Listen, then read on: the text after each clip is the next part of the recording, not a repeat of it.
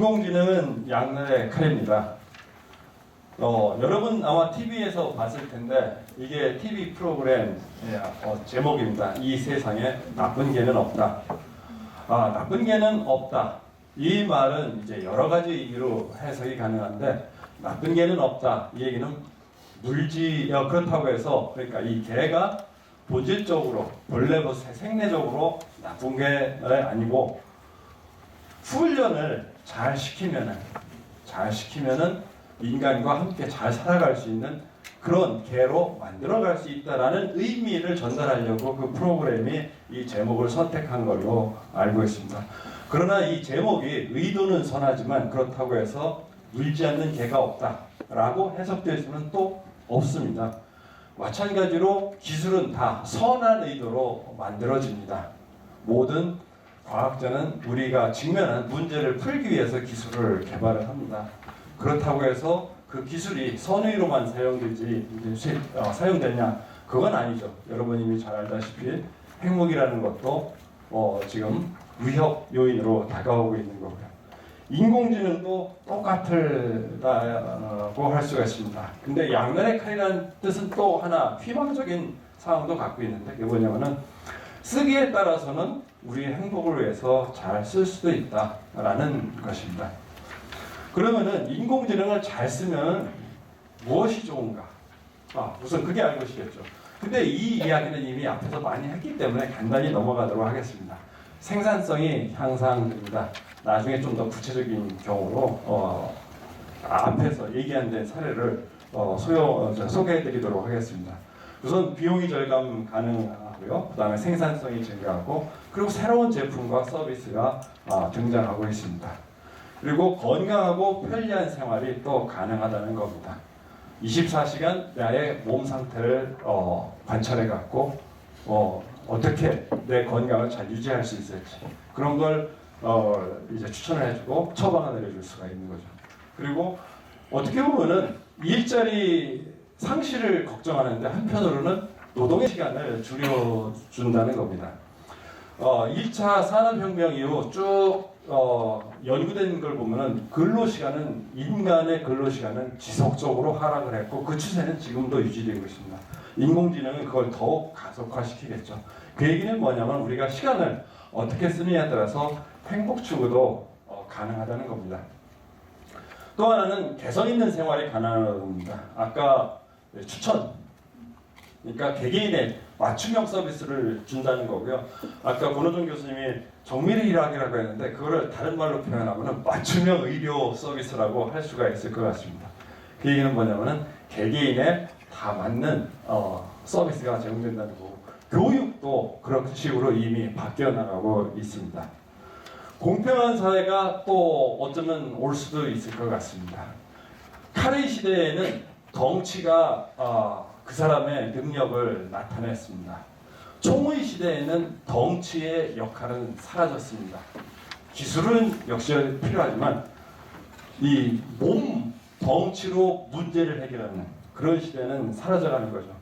그러면 요즘 시대는 뭐냐면은 지식이 그 사람의 생산력과 지위를 결정하는 그런 시대라고 할 수 있을 텐데 인공지능 시대에는 물어보면 답해주고 그런 시대에는 어떻게 보면은 지식의 차이에서 기인한 어떤 소득의 격차, 역할의 차이 이런 것들도 사라질 수도 있는 그런 사회가 될 수도 있을 거라고 생각합니다.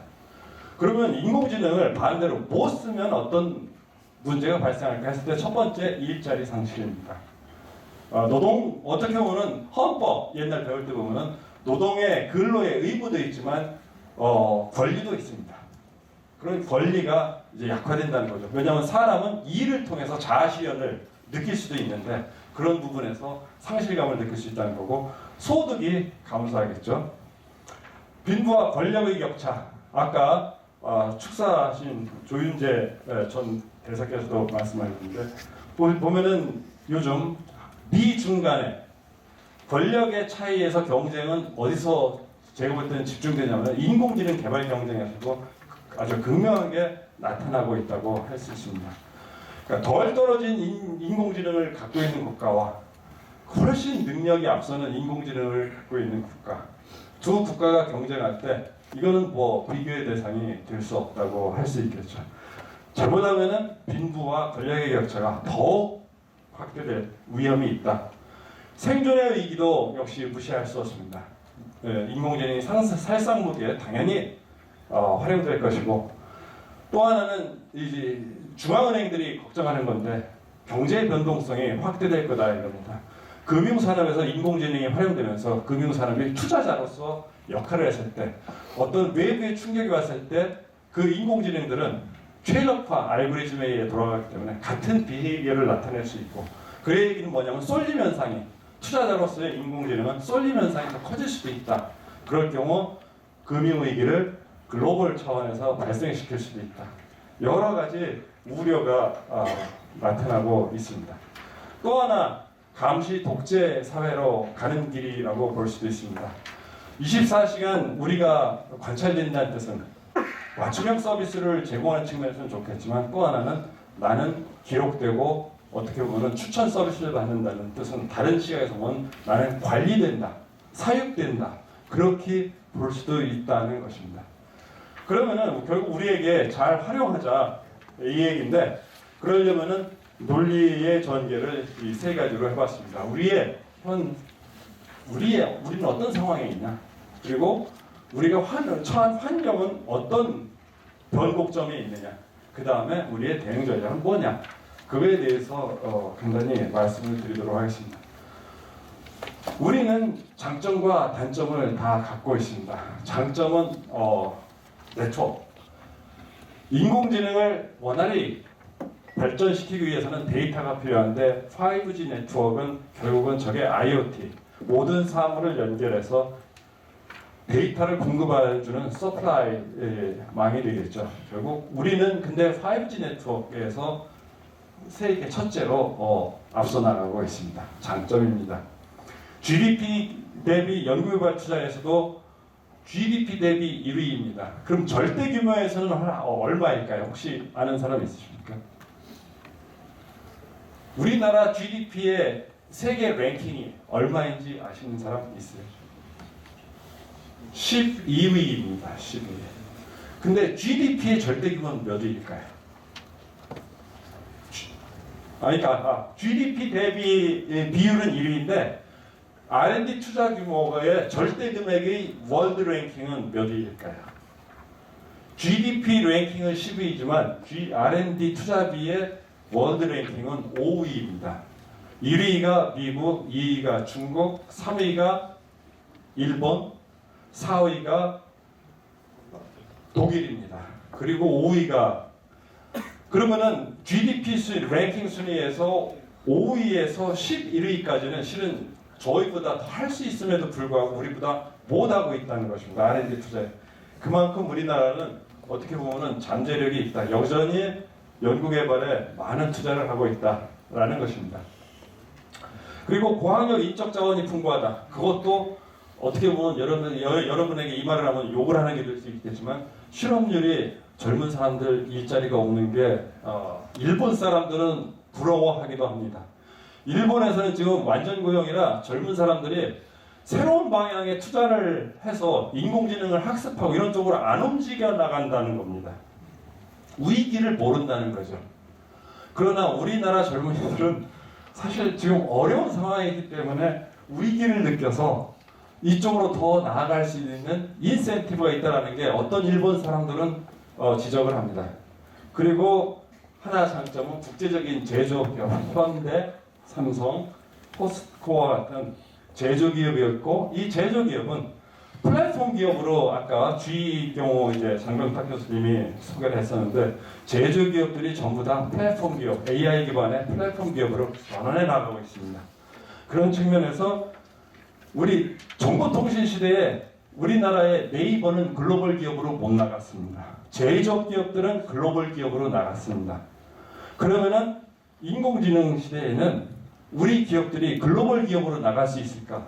그 출구는 국제적 제조기업이 있기 때문에 이 기업들이 잘 전환을 한다면 성공적으로 가능하다고 봅니다. 왜 그러면은 정보통신 시대에 우리나라에서 글로벌 기업이 안 나왔냐? 작은 국가입니다. 경제 규모가 작기 때문에 네트워크 효과가 작고 또 한글을 사용합니다. 그렇기 때문에 정보통신 산업의 기업이 크기 위해서는 네트워크 효과가 커야 되는데 페이스북, 뭐 구글 이런 것처럼 이용자와 기업 양쪽에서 플랫폼에서 같이 만나는 집단이 커져야 시장이 열리는데 우리는 거기에 갈 수가 없었습니다. 그리고 요즘 작은 국가는 결국 일부에서는 데이터 식민지화 될 거라고 생각을 합니다. 인공지능 시대에 인공지능을 좋은 걸 가지려면 큰 국가여야 한다는 겁니다. 왜냐하면 데이터가 많아야 되니까. 결국 중국과 미국이 인공지능 개발에 있어서 앞서 나가는 여러 요인이 있겠지만 그 중에 하나는 데이터가 많기 때문일 것입니다. 결국 작은 국가는 인공지능 개발에 있어서도 한계에 부딪힐 수 있다는 거죠. 그럴 경우 그런 작은 국가는 데이터 식민지화 그리고 선진국에서 큰 국가에서 개발된 인공지능을 수입해서 쓰는 그런 국가로 전락할 수도 있다는 그런 겁니다. 그러다 보니까 우리에게는 작은 국가라는 것이 단점으로 다가오고 있다는 거고요. 그리고 우리는 에너지 자원과 여러 자연 자원이 부족한 국가입니다. 그렇기 때문에 다 수입을 합니다. 우리나라 5대 수입 품목 중에 3개가 1, 3, 5 1위, 3위, 5위가 뭐냐면요 1위가 원유입니다. 3위가 천연가스입니다. 5위가 석탄입니다. 우리나라 총 연간 수입액의 20%가 에너지 수입에 사용되고 있습니다. 결국 우리는 현재 생활 수준을 유지하려고 하더라도 수출을 꾸준히 현재 상태를 유지하지 못하면 수입을 위한 외화 조달이 힘들기 때문에 결국 우리 사회는 지속 가능성이 없어집니다. 그래서 인공지능 시대에도 우리는 수출을 게을리할 수 없는 그런 상황입니다. 그리고 민족주의적 성향, 역사적으로 지속된 순혈주의, 폐쇄주의 이런 것들은 인공지능 시대, 실은 네트워크 시대에는 개방 이런 가치를 추구해야 되는데 걸림돌로 작용할 수 있다는 겁니다. 그러면 우리는 여러 차원에서 변곡점에 있는데 인공지능을 잘 사용하려면 우리의 장단점을 알고 우리가 어디에 있나를 알아야 됩니다. 제가 제시하는 것은 4가지 변곡점인데 인구 구조가 변하고 있다는 겁니다. 그러면 인공지능 시대의 적정 인구는 무엇인가? 많은 사람들이 출산율 저하, 인구 감소를 얘기를 합니다. 우리나라 생산 연령 인구는 이미 감소를 시작했습니다. 그리고 고령 사회에 18년에 진입을 했고 25년에 초고령 사회로 갑니다. 총인구가 25년부터 절대적으로 감소를 시작합니다. 많은 사람들이 우려합니다. 그러나 인공지능 시대에 어쩌면은 그거는 저희에게는 문제가 아니고 혜택이라고 볼 수도 있습니다. 왜냐하면은 왜 일본이 과거 20, 30년간 경기 침체에 있었을 때 많은 사람들이 인구 감소를 그 근원적 원인 중에 하나로 지적을 했었습니다. 그 이유는 생산력이 감소한다는 거죠. 인구는 자본과 보완적으로 사용되어 생산에 참여를 합니다. 근데 인공지능 시대에는 인공지능이 생산에 참여하면은 인구의 감소에 따른 생산력 감소를 상쇄할 수 있다는 겁니다. 그리고 요즘 문제되는 지속 가능한 사회, 에너지 고갈 문제, 온난화 문제 모든 게 결국은 어디서 오냐? 인구에서 옵니다. 인구가 늘면은 모든 게 다 따라갑니다. 소비, 재화, 에너지 모든 게. 인구가 된다는 거는 어쩌면은 우리가 자연 상태, 좀 더 지속 가능한 사회로 돌아가는 복원력을 회복할 때 기여를 할 수 있다는 거죠. 그러다 보니까 인구 구조가 변하고 있는 것을 인구 정책을 바꿔야 할 수도 있다는 겁니다. 또 하나 우리는 산업화 50년의 변곡점을 지나고 있습니다. 이게 과거 60년간의 성장률과 1인당 GDP의 변화입니다. 우리는 작년에 3만 1,000불 이상을 찍었습니다. 근데 여기까지 도달하기에는 과거가 없었으면 불가능했습니다. 우리는 산업화 50년이라고 왜 그렇게 했냐면은 1차 경제개발 계획이 62년에 시작됐지만 많은 우리나라의 현재의 대기업들이 그때 만들어졌습니다. 포스코가 작년에 50세를 지났고 현대자동차가 17년에 지났고 삼성전자가 금년에 50세를 지났고 현대중공업, 삼성중공업은 한 2, 3년 있다가 50세를 지납니다. 산업화를 뒷받침하기 위해서 만들어진 칼시트가 71년에 문을 열었습니다. 21년에 2년 뒤에 칼시트가 50세를 맞습니다. 그러면 그 50년 동안 무슨 일이 있었을까요? 여기 성장률을 보면은 제가 10% 이상 성장한 횟수를 세보니까 16번을 10% 이상 성장을 했고 5%에서 10% 사이에 성장을 한 게 24번입니다. 그 얘기는 40년간 물론 그게 꾸준히 간 건 아니지만 16번 더하기 24 40년간 5% 이상을 지속한 결과 우리는 여기에 도달했다는 거죠. 다만 여기 보시면은 과거 7년간 2% 내외의 성장률을 유지하고 있습니다. 금년은 2%도 힘들다고 합니다. 뭔가 새로운 돌파구를 찾아야 향후 50년을 새롭게 발전해 나갈 그런 우리는 변곡점에 있다는 거죠. 그리고 제4차 산업혁명 초기에 선진국과 우리는 함께 서 있습니다. 이 함께 서 있다는 얘기는 뭐냐면은 이제 배울 상대가 없고 우리가 개척해 나가야 한다는 겁니다. 선진국의 뒷머리만 보고 쫓아왔으면은 결코 우리는 같이 서 있을 수 없을 것입니다. 우리는 웜홀과 같이 중간에 구멍을 뚫어봤고 차원 이동을 해서 같이 서 있는 것입니다. 우리는 1차 산업혁명을 60년대 초반에 시작을 했는데 선진국은 1750년대, 60년대 시작을 했습니다. 선진국에서는 270년 걸렸는데 우리는 한 5, 60년에 웜홀을 통해서 같은 위치에 서 있는 거죠. 다만 이제 배울 곳이 없고 우리가 아까 이인하 교수님 말씀하신 것처럼 창의성을 바탕으로 찾아나가야 된다는 거고요. 또 하나는 여러분 바로 8000세대입니다. 80년대에서 00년생 태어난 8000세대.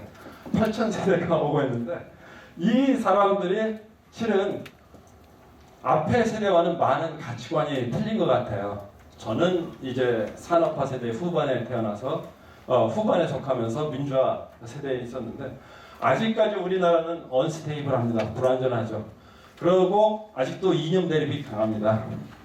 새로운 좀 실용적 가치를 갖고 추구해 나갈 젊은이들이 주력으로 나타나고 있는데 그 사람들이 아직 정책 결정에 주력 세대로 나타날 준비는 안 되어 있습니다. 그러면은 우리는 무엇을 해야 할까요? 첫 번째, 제가 볼 때는 인공지능 시대에 많은 사람들이 기술 개발을 계속 강조합니다. R&D 투자, GDP 대비 세계 1위입니다. 그러나 그거보다 가장 중요한 게 제가 볼 때는 제도 개선 경제입니다. 제4차 산업혁명 시대 국가의 경쟁력은 제도 개선 경쟁에 따라 결정되지 기술 개발보다는 제가 볼 때는 제도 개선 경쟁이 먼저 돼야 기술 개발이 산업화로 이어질 수 있다는 겁니다. 근데 현재 사회경제제도는 기득권층은 다 과거의 사람들입니다. 우리나라는 아까 50년 사이에 1차, 2차, 3차 산업혁명을 다 거쳐오다 보니까 이거를 털고 갈 수가 없었습니다. 그러니까 세대 교체가 짧은 시간에 그렇게 나타날 수가 없는 거죠. 그래서 결국 여러 가지 갈등이 나타나고 있는데 이쪽 제도 경쟁을 위해서는 어쩌면 현재 8000세대가 빨리 우리의 주력 세대로 등장할 수 있도록 국가를 바꿔나가야 되는데 그거는 결국 여러분의 노력에 의해서 결정된다고 생각을 합니다. 또 하나는 새로운 공생의 세규약이 필요하다 이거죠. 왜냐하면 구조조정은 불가피합니다. 구조조정이 불가피하려면 거기서 탈락하는 사람들을 대비하기 위한 어떤 시스템이 구축이 필요하다는 거죠. 헨리 포드가 옛날 2차 산업혁명 그때 한참 컨베이어 벨트 시스템을 도입해서 생산성을 향상시킨 다음에 이 사람이 도입한 제도를 보면은 노동 시간을 9시간에서 8시간으로 줄이고 하루 임금을 2.34달러에서 5달러로 그냥 2배 이상 상승시켜 버립니다. 이런 사람들이 이제 또 필요한 세상이 왔다는 겁니다. 쉽게 얘기하면. 포스코 같은 경우 우리나라 대표적인 우량 국제적 기업인데 그 직원 사원복지 차원에서 많은 노력을 처음부터 했다는 거 잘 알려진 사실입니다. 새로운 어떤 기업경영 접근 방법이랄까요? 여러 혁신적 노력이 필요하다는 겁니다. 인공지능을 그리고 두려워하지 말고 적극 활용하자. 앞분도 말씀하셨었는데 결국은 생산성 향상이 인구 감소 문제를 해결해 줄 수도 있다는 겁니다. 그리고 인공지능은 결국 우리나라의 국가 경쟁력 결정에 핵심 요소로 등장할 것이기 때문에 여전히 자연자원의 해외 의존도가 높은 우리나라 입장에서는 적극 활용을 해야 된다는 거고요. 간단히 이걸 소개시키면은 알파고가 아니고 알파로라는 이벤트가 있었습니다. 변호사와 알파로가 페어링을 했습니다. 12팀을 구성을 했는데 두 팀은 전문 변호사와 알파로가 페어를 하고 일반인 법률을 공부해 본 사람이 없는 한 팀이 있었고요. 알파로와 같이. 나머지는 전문 변호사로 9개 팀이 구성이 됐습니다. 12팀이 150점 총점 만점을 기준으로 해갖고 3개의 근로계약 조건을 검토해서 에러를 찾아내고 대응 방안을 제안하는 컴피티션이 있었는데 1등 어디가 있을까요? 여기 AI 포럼이니까 당연히 알파로와 전문 로이어가 1등을 했는데 그 사람들이 얻은 성적이 150점 중에 120점입니다. 2등은 누가 했을까요? 보나마나 뻔하죠. 2등도 알파로와 전문가 로이어가 붙었을 때 113점입니다. 7점 차이. 그러면 3등은 누구일까요? 3등이 참 궁금하지 않습니까? 3등은 시간상 제가 얘기하고 한다면 일반인 전혀 법률을 공부해보지 않은 사람이 알파로와 한 사람들을 페어링을 해갖고 팀을 이룬 팀이 3등을 했는데 107점입니다. 그러면은 전문가와 로이어 전문가 둘로 구성된 사람들이 4등부터 12등까지 다 차지했습니다. 그러면 4등은 몇 점일까요? 전문 로이어. 엄청난 이 로스쿨까지 나오려면은 한 30은 20대 중반 빨라야 그 정도일 겁니다. 투자, 휴먼 캐피탈에 대한 투자를 엄청나게 했는데 그 사람들이 얻은 점수는 60점입니다.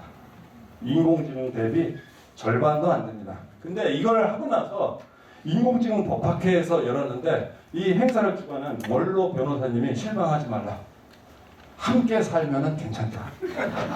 그 얘기였습니다. 그리고 정부도 인공지능을 활용해야 된다는 겁니다. 맞춤형 공공 서비스 여러 가운데서 이미 활용되고 있습니다. 근데 거시 인공지능 경제무역 개발 이런 거는 한은이나 기재부에서도 쓸 수 있을 것 같고요. 그리고 인공지능 활용에 대한 이 위험성 아까 말씀드린 것과 같이 그런 게 있다는 거고요. 인공지능이 시장에 미치는 이 공정거래위원회 같은 경우도 충분히 예를 들어서 M&A에서 데이터 독점화 이런 문제가 있기 때문에 그런 측면도 고려를 해야 된다는 거고. 끝으로 이제 5번째는 인간의 자율성을 확보하기 위한 개인정보 보호 문제입니다. 이 문제는 이제 책에서 많은 사례를 갖고 얘기를 했습니다. 인공지능 시대 우리는 살아가면서 어쩔 수 없이 흔적을 남깁니다. 그 흔적은 분석되고 추천 알고리즘에 사용되고 그렇게 이제 해서 우리의 삶의 질을 향상시켜주기도 하는데 문제는 이 맞춤형 서비스를 경제학적 입장에서 보면은 그동안은 정부의 비대칭성을 가격 차별화를 통해서 소비자가 스스로 리빌하게 하는 게 가격 차별화입니다. 근데 그 가격 차별화가 이제는 어떻게 되냐면 생산자 주도의 가격 차별화로 바뀌어버리는 겁니다. 그 얘기는 뭐냐면은 잘못 얘기하면은 우리는 평가되고 사육되는 사회로 나아가고 있다 이겁니다. 그래서 여러 가지 이제 대안도 만들어지는데 이거는 자세한 부분은 책에 설명이 되어 있기 때문에 그냥 넘어가도록 하겠습니다. 공공 부분이 아까 보면은 제도 개선 경쟁이라고 하는데 거기서 바틀렉 역할을 하고 있는 게 공무원입니다. 그분들에 대한 재교육이 필요하다는 거고요. 끝으로 인간이 살아갈 환경과 생활 방식을 선택할 자유가 이제 어쩌면 필요하게 될 거다라는 건데요. 아까 이인하 교수님 말씀하신 것처럼 인간 자체도 진화돼 나갈 것입니다. 그런데 여기 이 두 슬라이드를 보십시오. 이게 1236년 모던 타임즈에서 나온 모습이고 이게 2016년 알파고 대국 장면입니다. 여기서 인간이 기계를 사용하나요? 기계가 인간을 사용하나요? 둘 다 공통점은 기계가 인간을 사용한다고 볼 수도 있습니다. 다만 이때는 인간이 그래도 주도적 역할을 상당 부분 했습니다. 여기서 인간의 역할은 뭐냐면 이 아잡황이라는 사람인데 이 사람은 그냥 이 알파고가 하는 걸 보고 착수만 하는 역할을 했습니다. 그게 뭐냐면 미래 인간은 인공지능 시대 인간은 이런 역할을 하는 인간이 될 수도 있다는 겁니다. 그래서 결국은 뭐냐면은 인간의 진화도 일어날 거고 이런 인간이 안 되기 뭐 이런 인간이 나쁜 건 아닌데 많은 수가 이런 인간으로 살아갈 수도 있고 한데요. 그 얘기는 뭐냐면은 인간은 다른 미션을 찾아낼 겁니다. 지금까지 우리가 안 했던 일을 찾아서 근데 인간이 찾아갈 대상은 너무나 많습니다. 우리 자신에 대해서도 알지 못하고 저 시무주에 대해서 가까운 화상에 대해서도 알지 못합니다. 그래서 인간은 어쩌면은 새로운 미션, 기계에 맡길 것은 맡기고 인간이 기계와 함께 할 수 있는 부분을 또 개척해 나갈 거라고 봅니다. 그 과정에서 인간이 어떻게 살아갈지, 우리의 도덕관념, 화성으로 가기 위해서는 우리의 몸의 순수성을 포기해야 될 수도 있습니다. 일정 부분 기계적인 요소를 받아들여야 될 수도 있고, 그런 어쩌면은 선택이 여러분 앞에 놓이게 될 수 있고, 어쩌면은 저한테도 그런 선택이 강요될 시대가 올 수도 있을 생각을 합니다. 이상 제 발표 마치도록 하겠습니다. 감사합니다.